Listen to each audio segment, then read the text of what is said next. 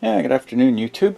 Getting ready to open up a couple of these Dell laptop batteries. So these are a 3P3S. So they've got 3 cells in parallel, 3 parallel packs in series, and I think they're like 90 something watt hours.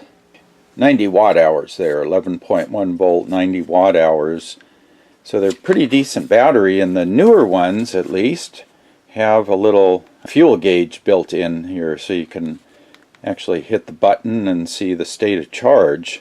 So that's kind of nice. If you find some of these in the recycle place, you can check them out. Let me show you how I open these up here. I found these packs are really hard to get open. There's no really easy way to pry them open, so what I do is I put them in the vise here. I don't clamp them really hard, just enough to kind of hold them in place, and then I get a chisel. There's a seam here along the top, and I'm using the chisel kind of at about that angle. You don't want to cut in here because right behind the plastic are the cells. So what you're doing is just using the chisel to catch that lip. You're trying to basically pop the case open here. As soon as you go on camera, the thing doesn't cooperate.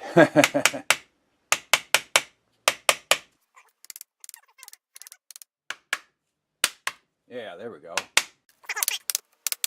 So you can see once I get those clips to break, right there was one of the clips, and you get the case to separate, and then at that point you can usually go down and get the rest of it to open up. Yeah, there we go.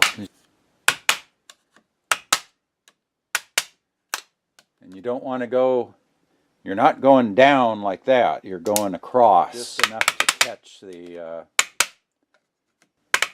you got to get the two ends to separate there. So now I've got the case split there, and you can see I've got the end starting to open up, because now you can usually get in there and start peeling it apart, because at this point you really don't want to get in there with anything like a screwdriver, because you have the cells right there, and in between is all the wiring. Yeah, so there you get the whole top to peel back here. Some of the older battery packs actually have a really nice tray in there. They've got 3 grooves that the batteries sit in. So those, I try to keep those because they're handy for holding, you know, cells while you're waiting to test them. But the newer shells just have the sticky double stick tape on both sides. You've got your circuit board over here. So you want to come in on this side. I didn't get this corner broken free, and what happens then is sometimes they break off like that. Because if you can get down to that, you've basically got this batteries on just the flat piece there.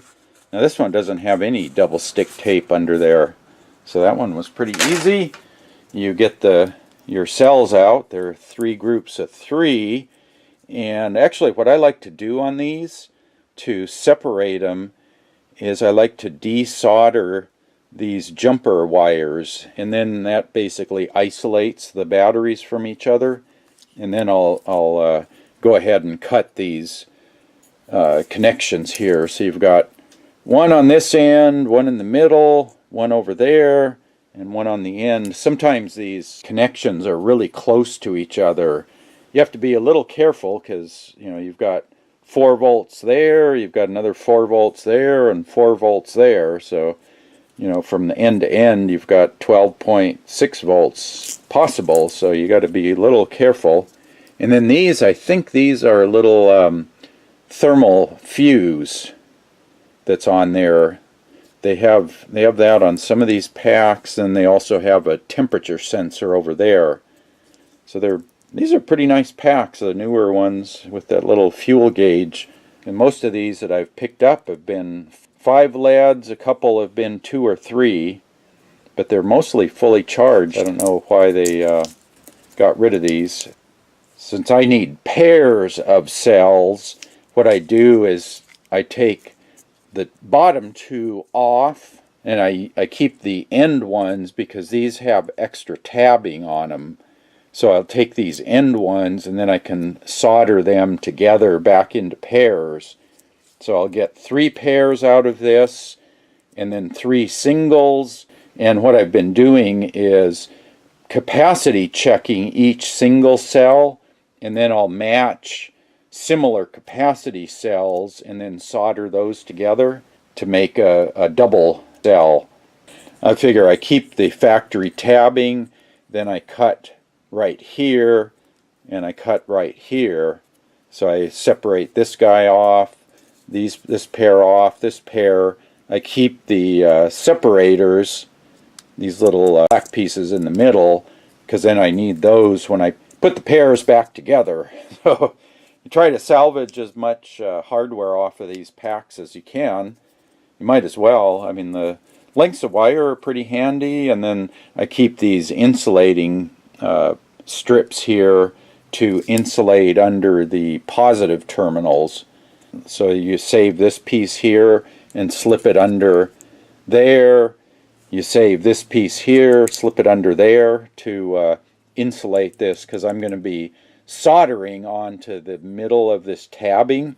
So I don't want to melt through the heat shrink tubing onto the negative of the battery, because that would short it out. So yeah, one pack ready to tear apart, and then I've got a bunch more to do. So I just wanted to show you how to take these Dell batteries apart. So far the Dells and the Lenovo's I've been getting pretty good yields out of.